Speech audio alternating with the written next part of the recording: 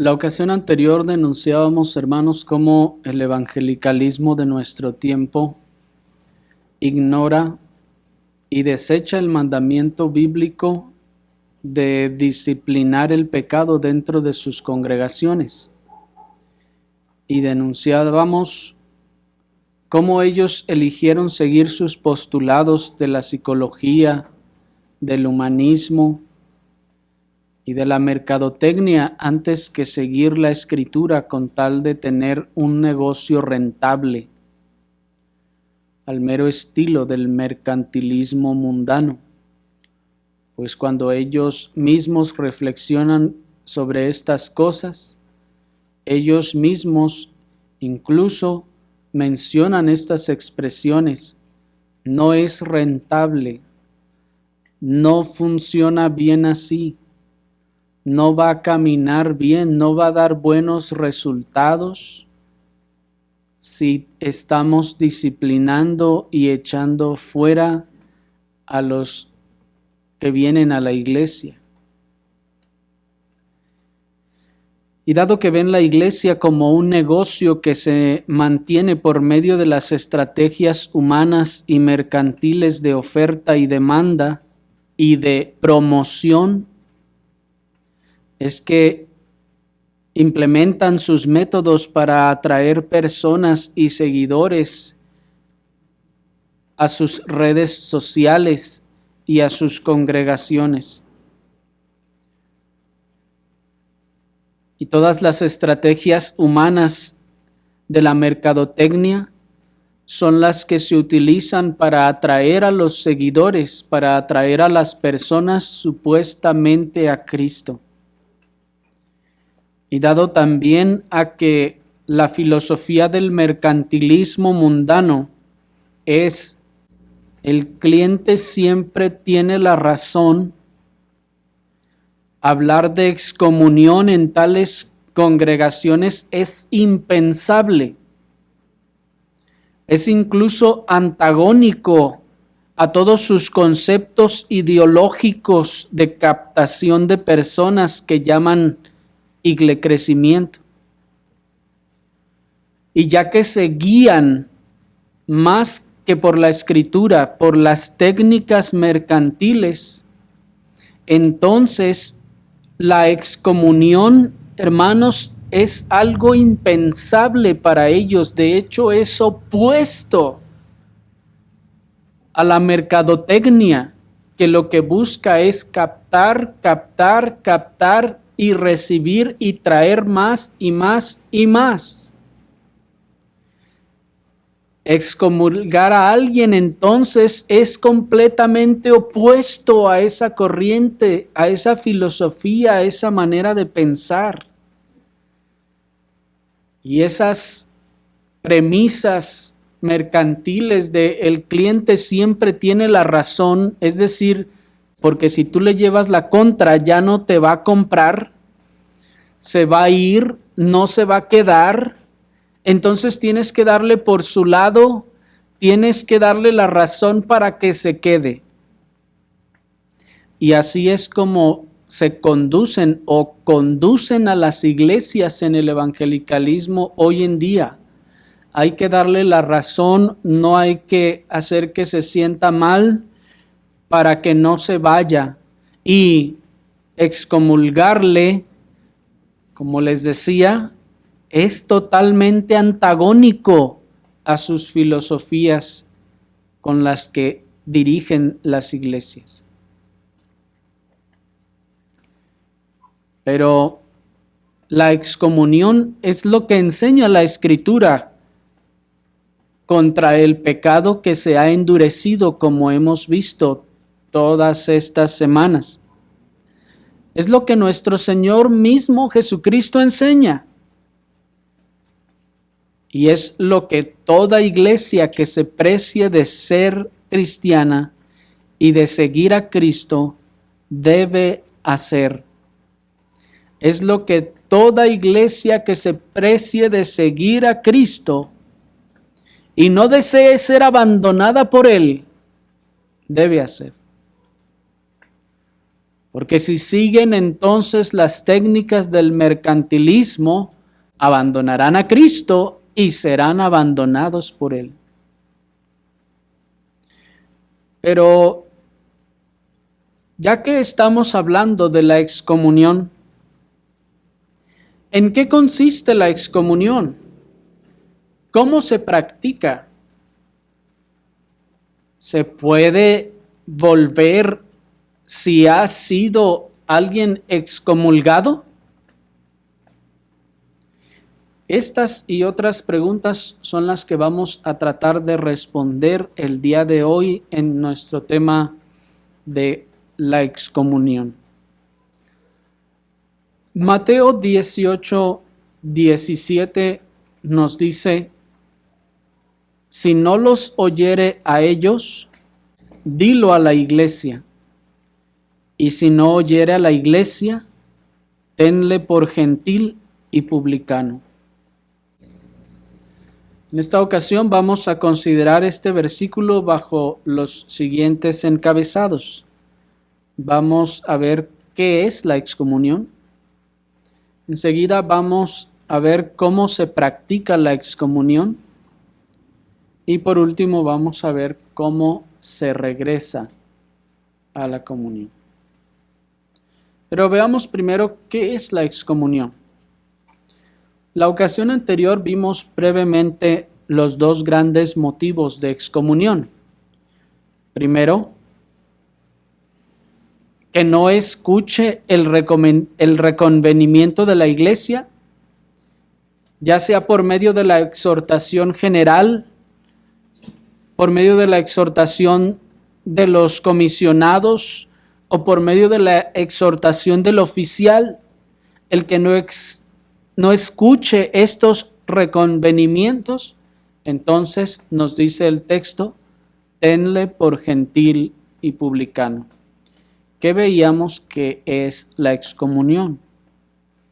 Entonces, el primer motivo de la excomunión es que no haga caso, ya vimos que es hacer caso, al reconvenimiento de la iglesia, ya sea por medio de la exhortación general, por medio de la exhortación de los comisionados o por medio de la exhortación del oficial. El segundo motivo de excomunión vimos es que se trate de un pecado grave, público, endurecido o alguna otra agravante que ocasione mayor daño a la gloria de Dios, a la santidad de la iglesia y al ofensor o los que le rodean. Esto veíamos que es un pecado que implica la excomunión, sin necesidad de que la iglesia vaya y le dé otro reconvenimiento. ¿Me explico? Y esto es importante porque llega a haber personas que son excomulgadas por pecados graves y que luego alegan y dicen, no, pero no siguieron el procedimiento que dice la Biblia, ahí hacen lo que les da su gana, son arbitrarios.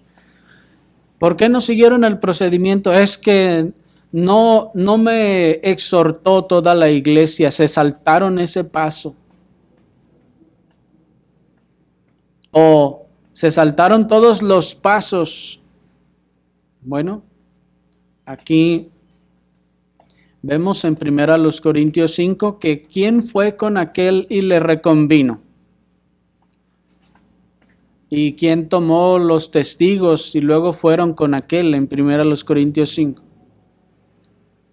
Veíamos pues que en casos de pecados graves de esta calidad, hermanos, cuando se ha cometido algo de orden así de público, todos estos procedimientos entonces ya no se hacen indispensables, dado la gravedad del pecado y dado el carácter público de este pecado. Ya ha ocurrido un daño grande y grave que no es reversible. Por lo tanto, entonces, Los otros pasos anteriores eran para pecados menores que todavía se podían corregir y que todavía no causaban grandes dificultades. Estos otros, hermanos, ya lo causaron y ya, ¿en qué ayuda? Que vaya, ya fue un caso grave de, no sé, de adulterio público y hasta salió en la tele, en televisión nacional. O sea, ya para qué va uno y le dice y luego espera y luego va y le llama a 2 testigos, cuando todo eso ya es muy claro, ¿sí me explico?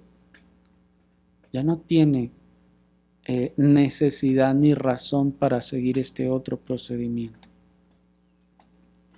En el primer caso, la persona que luego de la exhortación de toda la iglesia no se arrepiente, lo que nuestro Señor dice es que demos por sentado que no es un cristiano, sino que es un incrédulo o gentil y publicano. En nuestra metáfora de primeros auxilios, tal persona que no respondió al remedio efectivo que nuestro Señor Jesucristo mismo prescribió es porque está muerta y no puede ya ser rescatada. Si el Señor prescribió el remedio y Él es perfecto, entonces el remedio debe ser perfecto, y si no funcionó, es porque esa persona debe estar muerta. En el segundo caso, es un poco diferente, pues el ofensor podría mostrar algún tipo de remordimiento. Podría el ofensor mostrar alguna clase de compunción o hasta arrepentimiento que, aunque no evitan su necesaria excomunión, sí dejan la puerta abierta para que luego que se hayan manifestado cabalmente los frutos de verdadero arrepentimiento, pudiera volver a la comunión en el cuerpo de Cristo. Pero vamos a ver ese detalle un poco más adelante. Nos preguntamos ahora, ¿en qué consiste entonces la excomunión? Bueno, decíamos simplemente en eso. La ocasión anterior decíamos que era en retirarle de la comunión a la que fue admitido cuando entró a formar parte de la membresía de la iglesia local. Se le retira esta comunión y ya no está en comunión. De manera que, por más escandaloso que esto le suene al evangelicalismo de nuestro tiempo, que se considera más bueno y misericordioso que Dios, este es el mandamiento que el Cristo de amor nos dio a su iglesia: sacarle de la comunión de la iglesia. Pero ¿significa esto que se tiene que ir de la iglesia y ya nunca volver? ¿O significa esto entonces que ya no puede congregarse en la iglesia y que ya no se tiene que parar en la iglesia? Para responder a esta pregunta vamos a pasar a nuestro segundo punto, que es cómo se practica la excomunión. El evangelicalismo de nuestro tiempo escuchará horrorizado lo que estamos diciendo, pero como ellos mismos podrán leer, esa es la enseñanza clara de la Escritura, que el que ha pecado endurecidamente tiene que ser excomulgado.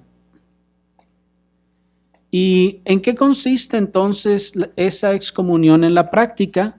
Bueno, consiste en el retiramiento de los beneficios de la comunión con el cuerpo de Cristo, beneficios como, y voy a mencionar 7 beneficios o aspectos de la comunión que son retirados en la excomunión. Ser excomulgado entonces consiste en primer lugar en dejar de ser considerado y tratado como un creyente verdadero. Antes de ser excomulgado se le consideraba un creyente verdadero. Una vez excomulgado, no se le considera ni se le trata como creyente verdadero. Dado que su conducta ha demostrado ser la de un incrédulo y no la de un regenerado, nuestro Señor nos manda considerarle como tal. Esto no significa que le debemos tratar mal. Esto obviamente no significa que ya no le debemos el respeto como persona o que debamos dejar de dirigirle la palabra mientras no ha abandonado la iglesia ni ha mostrado una actitud contraria u hostil a la iglesia, en cuyo caso es necesario seguir el principio de la Escritura de guardarnos de las malas conversaciones. Mientras esto no ha ocurrido, hermanos, no debemos dejar de dirigirle la palabra.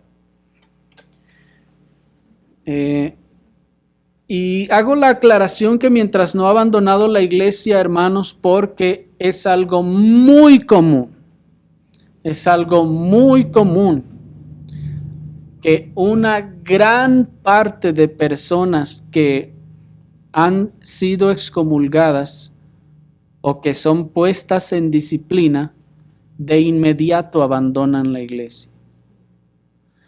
Esa es la gran y avasalladora mayoría, hermanos, de los casos. Un gran porcentaje, tal vez estemos hablando hasta de un 80% o más de las personas que son puestas en disciplina o que son excomulgados, abandonan la iglesia para no volver. O muchos de ellos tienden a ponerse a partir de entonces contra la iglesia y muestran una actitud contraria a la iglesia y hostil. Si no se van, se quedan mostrando una actitud hostil y contraria a la iglesia. Y cuando una persona o se ha retirado de la iglesia en esa actitud rebelde porque se le ha disciplinado, o se quedó manteniendo una conducta hostil, hablando mal de la iglesia, de su procedimiento de disciplina, etcétera, allí sí tenemos que seguir el principio de guardarnos de las malas conversaciones. ¿Queda clara la aclaración? Pero mientras esto no ocurre, hermanos, no tenemos por qué dejar de dirigirle la palabra.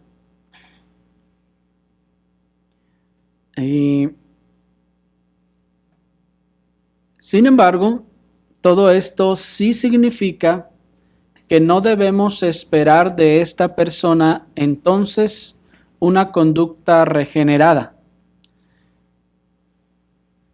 que no debiéramos esperar una conducta de cristiano, porque ya ha mostrado no serlo. Y por lo tanto, esperaríamos más bien una conducta de incrédulo y tendríamos a continuación el deber de compartirle el evangelio para salvación. Y quiero aclarar también, ¿significa esto entonces que si el que fue excomulgado es mi padre o madre, entonces ya no le debo respetar? En ninguna manera. Debe mantenerse ese respeto que manda el Señor. ¿Significa entonces que si el que es excomulgado o excomulgada es mi esposo, o mi esposa, y en el caso de la esposa, entonces diga la esposa, ya no me debo sujetar a él porque ya lo excomulgaron, perdió toda autoridad. ¿Perdió toda autoridad? No, en su casa no, en su casa sigue siendo la cabeza, en su casa sigue siendo la autoridad y debe ser respetado como tal. Es de la iglesia, es en la iglesia donde se da este trato. Y aquí también les recuerdo que los procedimientos que hemos estado viendo todas estas semanas, y recuerdo porque ya se los había dicho, se tratan o son para la iglesia, dentro de la iglesia. No queramos resolver nuestros problemas en casa siguiendo estos procedimientos porque esto no aplica en la disciplina familiar o paternal. Lo segundo que significa la excomunión es que el excomulgado ya no forma parte de la membresía de la iglesia local. Ya no es un miembro, ya no es considerado un miembro del cuerpo de Cristo. En tercer lugar, la excomunión significa que si el que fue excomulgado o excomulgada, o más bien sería excomulgado, ¿verdad? Tenía alguna participación en algún servicio en la iglesia local, este le es remitido. Si participaba en la enseñanza, le es remitido, ya no enseñará más. Si participaba en alguna dirección o administración de la iglesia, ya no dirigirá nada ni administrará nada. Es más, si recogía las ofrendas, ya no lo hará más. Si tomaba autoridad en alguna u otra forma, entonces ya no podrá tomar más esa autoridad. Y aquí mencionamos estas cosas, hermanos, también porque llega a suceder que aquellas personas que son excomulgadas, sobre todo si antes participaban en algún servicio a la iglesia, muchas veces tienden a seguir actuando como si no hubiesen sido excomulgados. Siguen procurando ejercer la misma dirección y la misma autoridad que tenían. Sin embargo, esto ya no puede ser así. De igual manera, esto significa que en el caso de ser alguien que tomaba autoridad o enseñaba o algo así, en lo sucesivo no se le puede pedir consejo dado a su testimonio, ni se debe esperar de esa persona auxilio espiritual, pues esa persona ahora es la que necesita el auxilio. Y lo menciono, hermanos, porque también todos los que lo rodean tienden muchas veces a seguir acudiendo a esa persona por consejo o por auxilio espiritual, cosa que ya no está capacitado o reconocido para hacer. Y esa persona, hermanos, si está siendo tentada al endurecimiento, sí les va a dar consejo, pero saben, muchas veces un mal consejo. ¿Por qué? Porque si en su corazón deja entrar el resentimiento y empieza a tener un resentimiento contra la iglesia o contra el procedimiento que le fue hecho, entonces va a empezar junto con el consejo a criticar y a dar un mal consejo. Así que en vez de hacer bien, va a hacer más daño.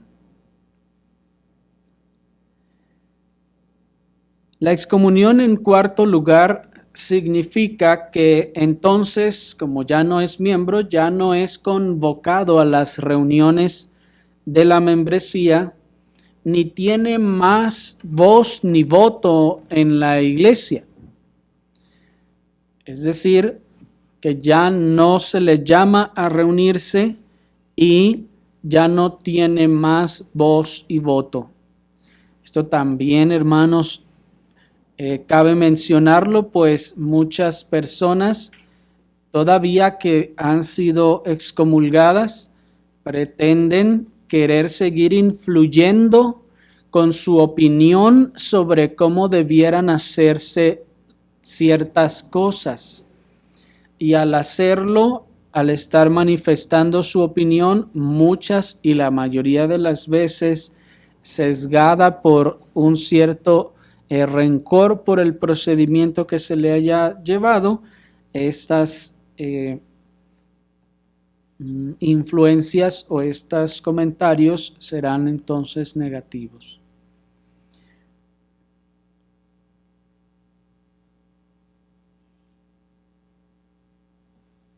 En quinto lugar, la excomunión significa que el que es excomulgado queda exento de su participación en la cena del Señor. La central verdad que se implica en la cena del Señor es la comunión, ¿verdad? Por lo que entonces esta persona queda exenta de esta participación. En sexto lugar, la excomunión implica que se queda exento de ser considerado para alguno de los servicios u oficios de la iglesia. Si en lo sucesivo hay algo para hacer, para ayudar o colaborar, esta persona queda exenta.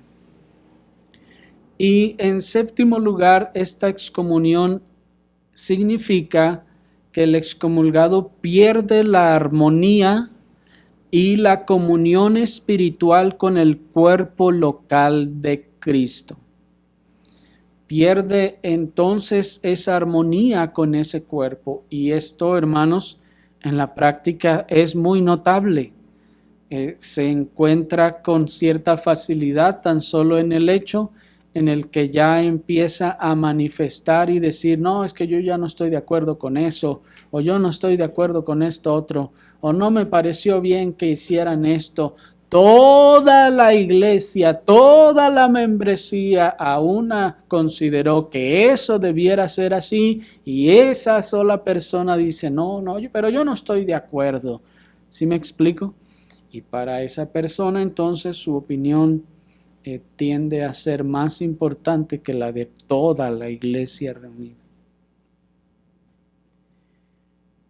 Y aquí muchos se han preguntado si la excomunión significa que tal persona entonces debe dejar la iglesia. Es decir, que ya no debe de presentarse en las reuniones de la iglesia. A lo que, siguiendo las palabras del apóstol Pablo en 1 Corintios 5:13, algunos responden que en efecto debiera dejar la iglesia. Les leo 1 Corintios 5:13. Bueno, acompáñenme rápidamente 1 Corintios 5:13 porque ahí vamos a leer otros versículos más. Dice 1 Corintios 5:13. Porque a los que están fuera Dios juzgará. Quitad pues a ese perverso de entre vosotros. ¿Incluye pues entonces la excomunión que esa persona que ha sido excomulgada ya no se reúna en la iglesia? Como les repito, hay quien considera que sí, que incluye que no debe volver a las reuniones de la iglesia. Sin embargo, nosotros pensamos que el contexto de este versículo nos enseña que este quitar se refiere a la comunión y no literalmente en todos los casos. Es decir, que este quitad no es échenlo de la iglesia y díganle que ya no vuelva a reunirse, no, sino pensamos que este quitar es quitar de la comunión. Observen los versículos anteriores, versículo 9. Os he escrito por carta que no os juntéis con los fornicarios no absolutamente con los fornicarios de este mundo o con los avaros o con los ladrones o con los idólatras, pues en tal caso os sería necesario salir del mundo. Más bien os escribí que no os juntéis con ninguno que, llamándose hermano, fuere fornicario o avaro o idólatra o maldiciente o borracho o ladrón, con el tal ni aun comáis. Hasta allí. El término griego que se tradujo como juntéis, de no os juntéis, significa relacionarse, asociarse, enredarse o mezclarse, todo lo cual implica la comunión que se encuentra en el cuerpo de Cristo. De manera que entendemos que la excomunión no incluye necesariamente el abandono literal de la iglesia local para no congregarse más en ella. De hecho, se espera más bien que el que ha sido excomulgado se siga congregando. Se espera que el excomulgado se siga congregando para que pueda ser expuesto a la Escritura y así sea llamado al verdadero arrepentimiento. Ahora bien, no obstante lo que hemos dicho, sí debemos aclarar que en efecto consideramos que sí hay casos en los que ciertas personas debieran abandonar la iglesia local. Eso podrá sonar, hermanos, muy fuerte, pero ¿saben? Aunque no consideramos que este quitad signifique que el excomulgado debe de abandonar la iglesia, no obstante, creemos que sí hay casos muy extremos en donde en efecto se hace necesario que ciertas personas dejen de congregarse en la iglesia local.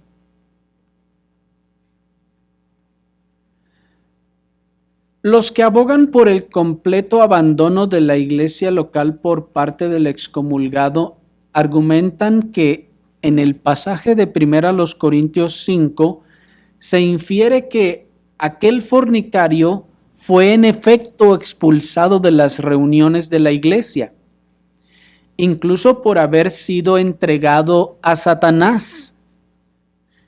Y bien, puede ser cierta tal aseveración, hermanos, pues el texto nos dice, el versículo 5, el tal se ha entregado a Satanás para destrucción de la carne. Sin embargo, agregamos que si esto fue así, debió deberse a la gravedad del pecado y el endurecimiento del infractor y su presunción infatuada de su pecado. Si es que eso fue así y que fue aquí en este texto tratado, fue echado completamente de las reuniones de la iglesia, pudo ser a causa de su presunción infatuada, pues dice el texto que estaba envanecido. Algunos comentan y dicen que parece que presumía entre los hermanos de su pecado, de la gravedad de su pecado. Es decir, que ciertamente consideramos que existen casos en donde los excomulgados se les puede solicitar que dejen de asistir a la iglesia local a fin de que no causen más daño a la gloria de Dios, a la santificación y bienestar de la iglesia y a sus propios testimonios. Sí, hay casos muy extremos, pero los hay. Cuando quien fue excomulgado de la membresía de la iglesia local, por ejemplo, comienza a difundir su inconformidad y su veneno entre el resto de la congregación, y después de una o dos exhortaciones no para de hacerlo, consideramos que por la gloria de Dios, la santificación y el bienestar de la iglesia, por su propio testimonio, en esperanza de su futura restauración y siguiendo los principios de la Escritura que dice: al que cause divisiones después de una o dos exhortaciones, deséchale. Dice el texto, debiéramos entonces solicitar en tales casos que abandone la iglesia local. ¿Sí vieron el caso? Es algo muy extremo, pero sí llega a suceder. Llega a suceder y con más frecuencia de la que quisiéramos decir, puesto que, sobre todo cuando los que son excomulgados tenían algún cierto cargo en la iglesia, siguen como sintiendo esa autoridad, y si no les ha agradado la decisión de la iglesia y de la membresía, entonces comienzan a difundir su inconformidad. Y dado que antes se les consideraba confiables, muchos entonces empiezan a escucharles, a darles oído a lo que dicen, y entonces el veneno se difunde de manera muy fácil y rápida. ¿Y qué es lo que está haciendo cuando va y le dice a uno y a otro: pues yo no estoy de acuerdo con lo que la membresía determinó, pues me expulsaron que por adulterio, y pues no, yo no estoy de acuerdo, no debieron haber hecho eso, ¿verdad que no? ¿Y qué está haciendo? Hermanos, en realidad está causando divisiones. ¿Y qué dice la Escritura con los que causan divisiones? ¿Qué se debe de hacer con ellos en la iglesia? Dice el texto: después de una o dos amonestaciones, deséchalos. Y este es un texto, hermanos, que muchas personas se saltan, o no sé si nunca han leído. Ustedes sí lo han leído, ¿verdad? Dice la Escritura: deséchalo. Entonces, si se le llama la atención a esta persona, por favor deje de decirles estas cosas a los hermanos, y lo sigue haciendo, y se le vuelve a llamar la atención, deje de expresar su inconformidad, y lo sigue haciendo, el texto nos manda desecharlo.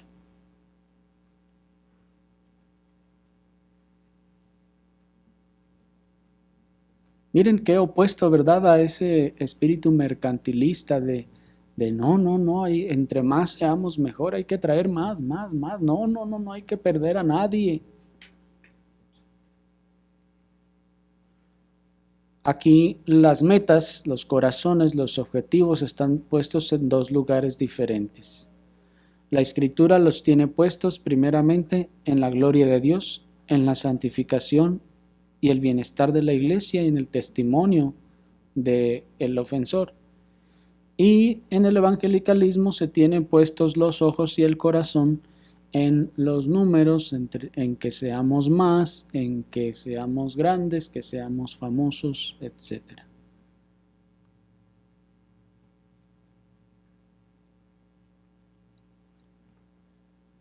Adicionalmente, miren el mandamiento del apóstol en el versículo 11.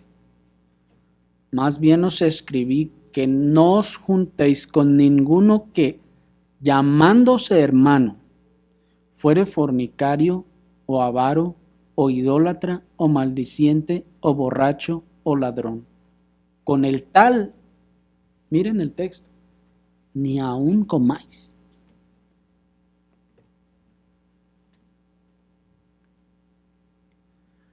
De manera que en casos de pecados graves, públicos, impenitentes y endurecidos, el mandamiento del apóstol es no compartir ni los alimentos con aquella persona.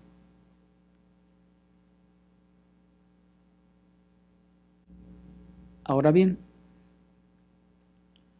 ¿qué pasa si una persona es excomulgada de la iglesia? Pregunta, ¿puede esa persona regresar a la comunión?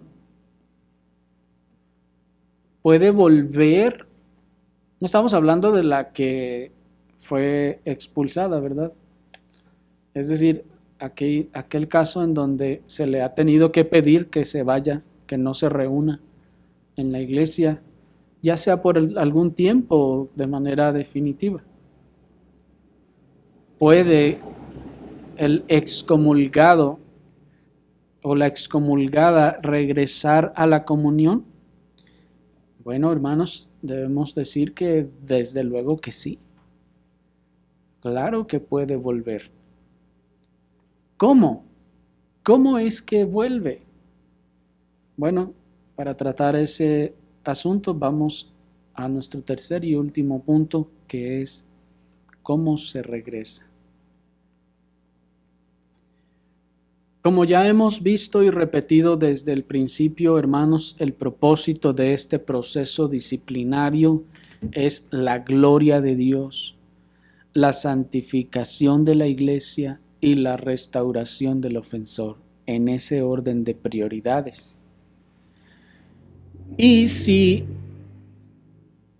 es la restauración también del ofensor, entonces ahí está implicado que se puede restaurar. ¿Me explico? ¿Y qué es restaurar? Regresar a su estado original. El apóstol Pablo nos lo deja claro cuando dice ahí en el versículo 5. El tal sea entregado a Satanás para destrucción de la carne, y noten, a fin de que el espíritu sea salvo en el día del Señor Jesús. Bueno, aquí está hablando de una restauración, aunque sea al final. Termine en salvación, aunque sea. Noten incluso cómo, contrario a lo que piensa el evangelicalismo de nuestro tiempo, la excomunión misma tiene también el propósito de hacerle bien al infractor. Qué cosa tan desconcertante, ¿no les parece? La excomunión es para hacer bien.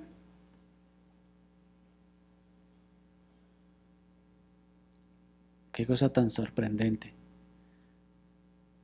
Cuando el evangelicalismo desecha la excomunión y no la quiere, es porque le atribuye connotaciones negativas. Dice que es algo malo o negativo. Pero el texto nos está diciendo que el que sea excomulgado es para hacerle bien.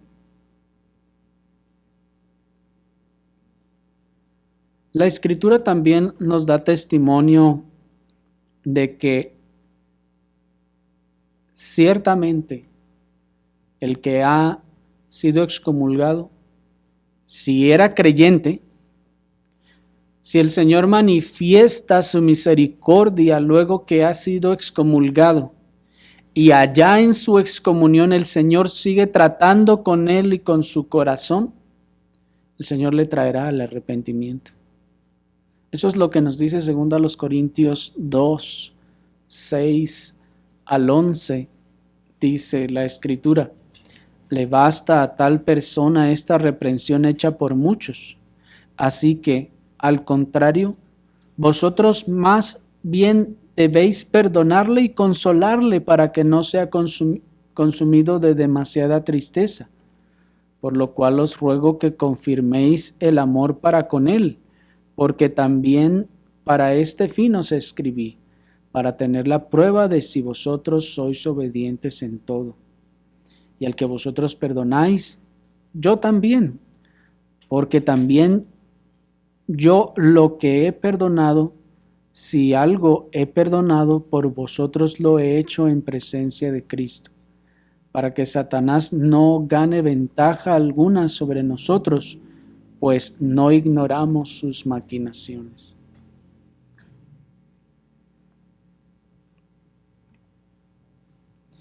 Aunque hoy, hermanos, se ponga en duda de quién estaba hablando el apóstol Pablo aquí, nosotros seguiremos a los pastores puritanos del pasado que consideraron que aquí efectivamente se estaba hablando del infractor mencionado en 1 Corintios 5. De manera entonces que en este caso que se había tratado en la carta anterior, la expulsión o excomunión de este infractor produjo su buen efecto, trajo arrepentimiento. Noten ustedes que este infractor fue excomulgado por vía directa. No nos dice que fue uno y le redarguyó, luego tomó los 2 testigos y le redarguyeron, no, sino que su pecado fue un pecado grave, público, infatuado, y entonces eso le acreditó, digamos, la excomunión directa. ¿Se acuerdan? Por eso vimos al principio 2 formas en las que se llega a la excomunión. Este personaje que fue expulsado más bien, que fue excomulgado por excomunión directa, no manifestó, digámoslo así, o no tuvo el tiempo para manifestar el endurecimiento que manifestaría aquel a quien fue uno y le reconvino, y luego fueron 2 y le reconvino y no hizo caso, fue toda la iglesia y le reconvino y no hizo caso. Notan el endurecimiento, 3 veces se endureció.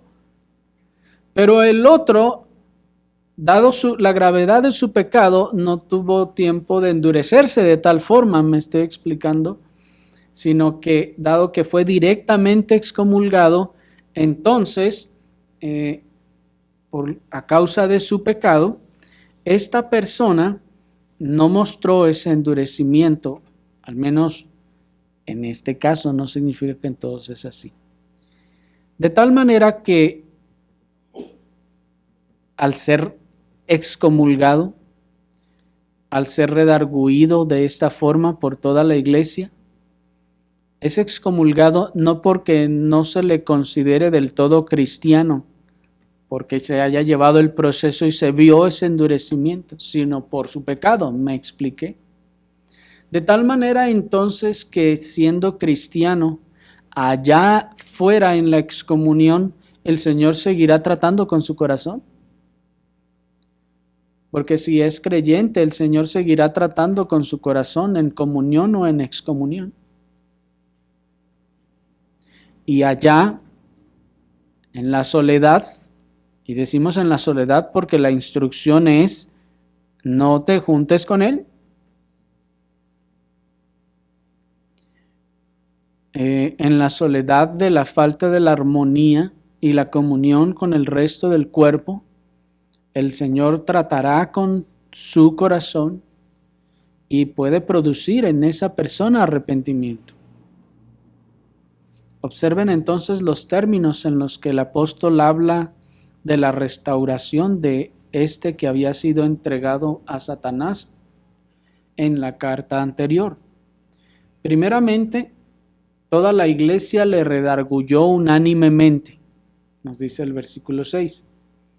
En segundo lugar, el ofensor manifestó un verdadero arrepentimiento, nos dice el versículo 6. Pues dice, le basta a tal persona la reprensión hecha por muchos. Y dice, así que al contrario, vosotros también debéis perdonarle y consolarle para que no sea consumido de demasiada tristeza. En tercer lugar, la iglesia observó el arrepentimiento a tal grado de que le informaron al apóstol Pablo. ¿Por qué el apóstol Pablo, que no estaba en Corinto, vuelve a tratar este asunto?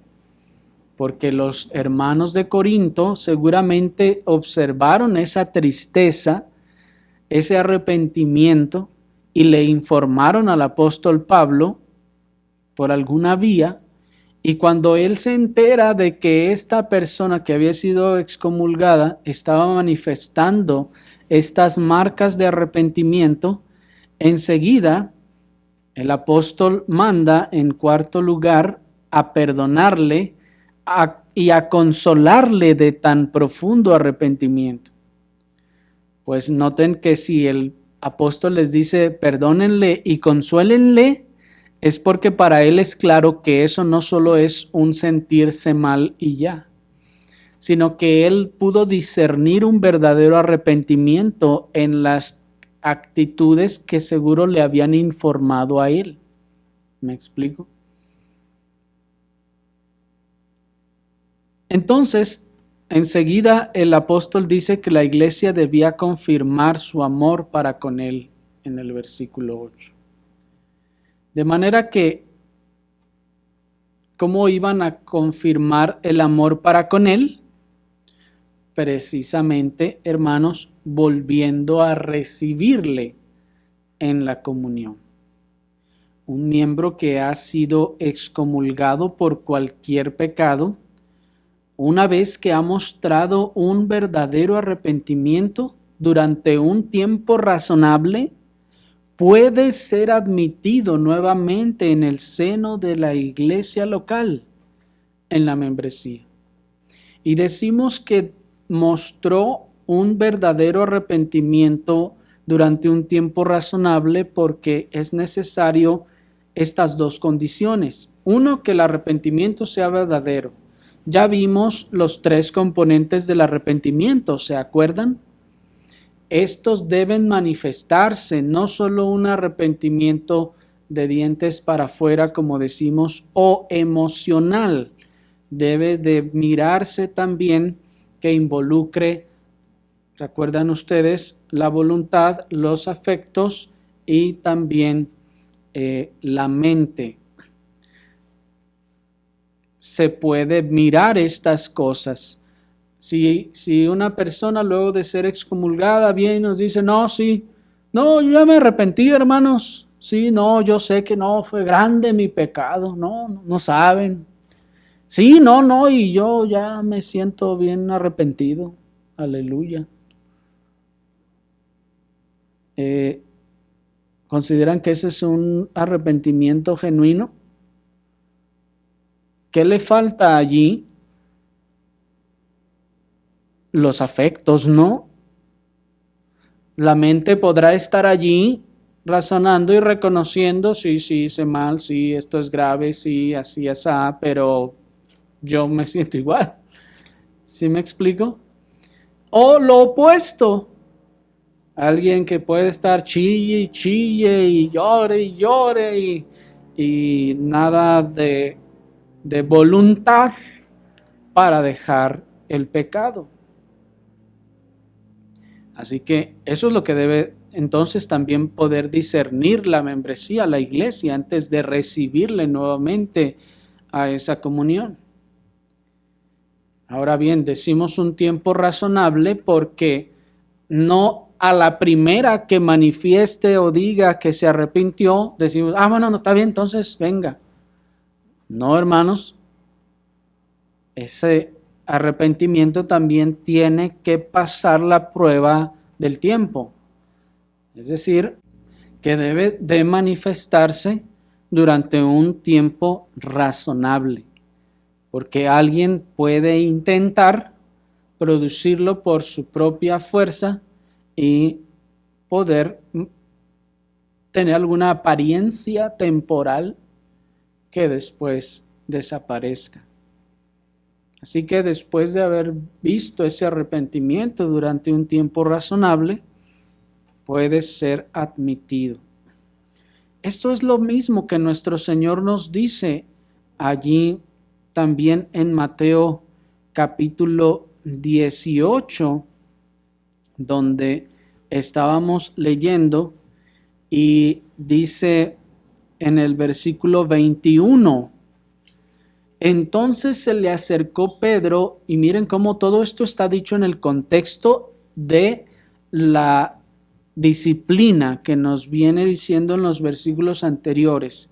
Y dice el 21, entonces se le acercó Pedro y le dice, Señor, ¿cuántas veces perdonaré a mi hermano que peque contra mí? ¿Hasta 7? Jesús le dijo, no te digo hasta 7, sino hasta 70 veces 7. Este mandamiento que acabamos de leer del Señor no solo se aplica a la vida personal diaria, sino que, como podemos observar por su contexto, también se aplica a la disciplina de la iglesia. Muchas veces tomamos este texto para decir, miren hermanos, cómo el Señor nos manda que perdonemos a nuestro hermano cuando nos hace algo todas las veces que sea necesario. Y está bien y es correcto. Sin embargo, noten que estas palabras están expresadas en el contexto de la disciplina.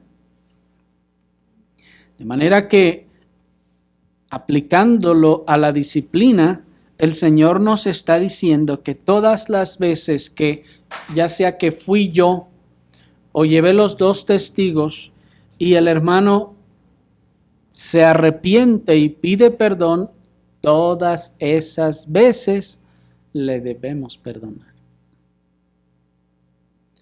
Nosotros no podemos ni debemos endurecer el corazón a perdonar a alguien a quien se le ha exhortado y se ha arrepentido varias veces.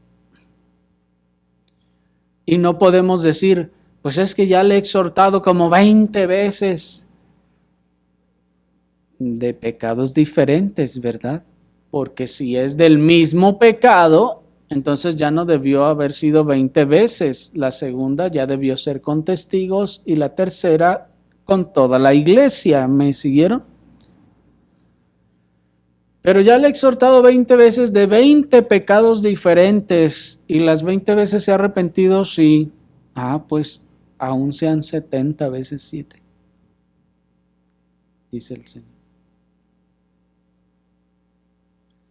Nos está diciendo que no debemos endurecer el corazón para decir, no, hermano, pues nunca vamos a acabar con usted. Pues sí, bueno, tampoco vamos a acabar con nosotros mismos, ¿verdad?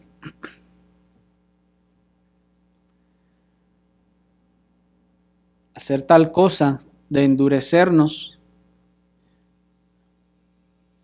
no solo sería no tener el amor que mencionó el apóstol Pablo, sino también sería endurecernos nosotros mismos, hermanos, para no querer dar el perdón. Y cuando alguien se endurece para no perdonar, también está pecando. Miren qué cosa tan impresionante, ¿no les parece? Endurecernos y decir, pues es que ya le he dicho 20, 30 veces, 30 cosas y no, ya, ¿para qué le perdono? Eso es pecado. porque es lo que el Señor le dijo a Pedro. 70 veces 7, y sabemos que no está diciendo perdónale 490, y algunos pensando que eso era, dicen al día, 490 al día. No, hermanos, no necesariamente tiene que ser al día. El Señor lo que está diciéndole a Pedro es todas las veces. ¿Sí me explico? Es lo que está detrás de la expresión. No es un número matemático. Todas las veces que sean necesarias. Y cuando el corazón se endurece para perdonar, entonces ahí hay pecado. Y esa es la razón, hermanos, por la que enseguida, ustedes léanlo en su casa, enseguida el Señor les da la parábola de los dos deudores. Porque si están allí en el versículo 23, ya les dice, por lo cual el reino de los cielos es semejante a un rey que quiso hacer cuentas con sus siervos. ¿De acuerdo?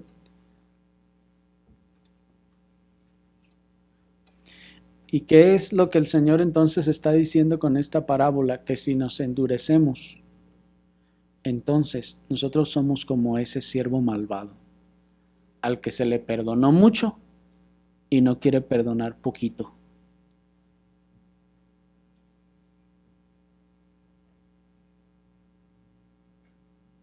Todos, hermanos, todos necesitamos y necesitaremos ser perdonados de todos, por todos.